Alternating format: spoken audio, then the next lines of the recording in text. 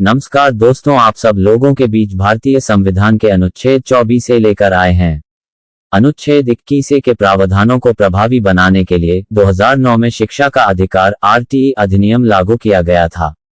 RTE अधिनियम मुफ्त और अनिवार्य शिक्षा की बारीकियों पर विस्तार से प्रकाश डालता है, जिसमें सरकार की जिम्मेदारियां, प्रवेश प्रक्रिया, पाठ्यक्रम और स्कूलों के लिए मानक और शिक्षा के अधिकार की निगरानी और प्रवर्तन के लिए तंत्र शामिल हैं।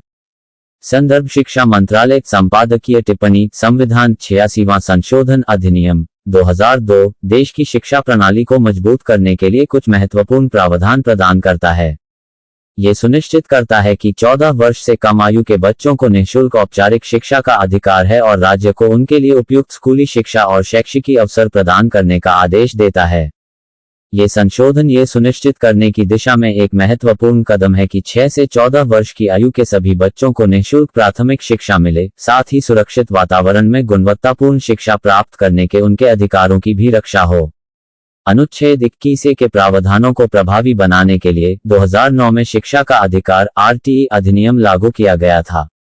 आरटीई अधिनियम मुफ्त और अनिवार्य शिक्षा की बारीकियों पर विस्तार से प्रकाश डालता है, जिसमें सरकार की जिम्मेदारियां, प्रवेश प्रक्रिया, पाठ्यक्रम और स्कूलों के लिए मानक और शिक्षा के अधिकार की निगरानी और प्रवर्तन के लिए तंत्र शामिल हैं।